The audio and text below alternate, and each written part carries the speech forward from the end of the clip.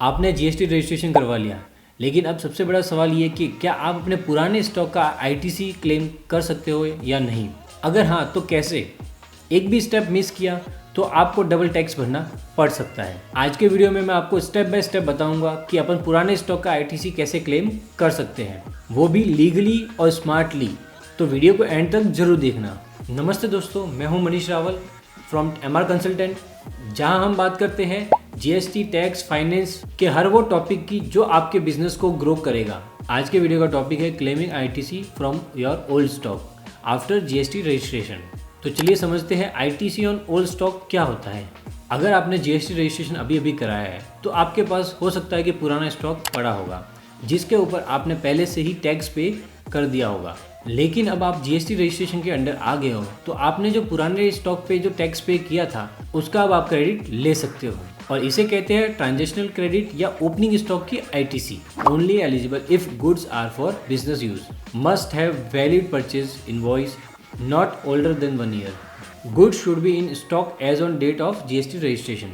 अब नेक्स्ट बात करते हैं कि कौन कौन सी कंडीशंस हो सकती है क्लेमिंग के लिए, लेकिन सबको आईटीसी नहीं मिलता। इसके लिए जो कंडीशंस होती है उसी बेसिस पे आपको आपका आईटीसी मिल सकता है। पॉइंट नंबर 1 आता है, अगर आप रेगुलर टैक्स पेयर बने हो, कंपोजिशन स्कीम वालों को ये बेनिफिट नहीं मिलता है। पॉइंट नंबर 2, आपके पास वैलिड इनवॉइस होना चाहिए जिसके ऊपर सप्लायर ने टैक्स चार्ज किया है।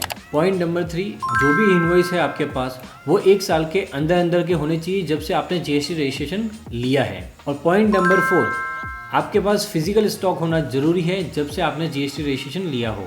और अगर आपने इनपुट क्रेडिट या कैपिटल गुड्स भी लिए हैं तो उनकी भी क्रेडिट आपको मिल सकती है कुछ केसेस में।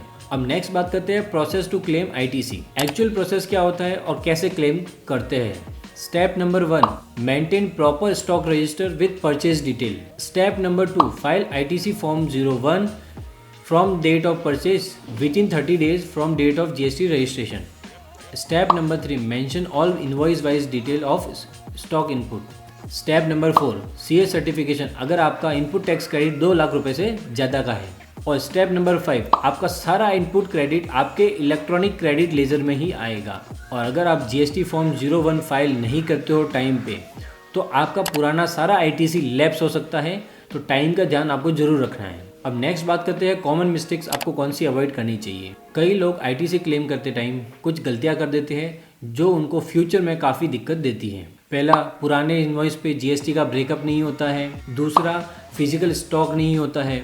तीसरा, रजिस्ट्रेशन के बाद स्टॉक का कोई प्रूफ नहीं होता उनके पास। और चौथा, सीए सर्टिफिकेट नहीं लगाते 2 लाख से ज़्यादा का आईटीसी होने पर। और अगर इनमें से कोई भी स्टेप आप मिस कर देते हो या इग्नोर कर देते हो तो इससे आपका क्लेम रिजेक्ट हो जाता है, या फिर फ्यूचर में जब ऑडिट करवाते हो तब परेशानी आ सकती है। चलिए मैं एक छोटे से एग्जाम्पल से आपको समझाता हूँ। मनोज ने 2025 जुलाई में जीएसटी रजिस्ट्रेशन करवाया। उसके पास 5 लाख का स्टॉक पड़ा था जिसके ऊपर 50,000 की क्रेडिट उसके पास पड़ी थी। फिर उसने 25 दिन के अंदर जब जीएसटी रजिस्ट्रेशन करवाया उसके अंदर उसने आईटीसी फॉर्म 01 फाइल कर दिया, और उसका 2 लाख से नीचे का आईटीसी था। फिर भी उसने सीए सर्टिफिकेट अटैच किया और उसके क्रेडिट लेजर में 50,000 की क्रेडिट इलेक्ट्रॉनिक क्रेडिट लेजर में आ गई, जिसे वो जीएसटी की लायबिलिटीज पे करने के लिए यूज कर सकता है। अब नेक्स्ट बात करते हैं फाइनल टिप्स की। दोस्तों, अगर आप नए टैक्स पेयर हो तो आईटीसी क्लेम करने का बेनिफिट आप कभी मिस मत करना। हर एक पैसा इंपॉर्टेंट होता है, और अगर आपकी टैक्स प्लानिंग सही तरीके से हो तो आपको काफ़ी बेनिफिट्स मिल सकते हैं और आप काफ़ी पैसा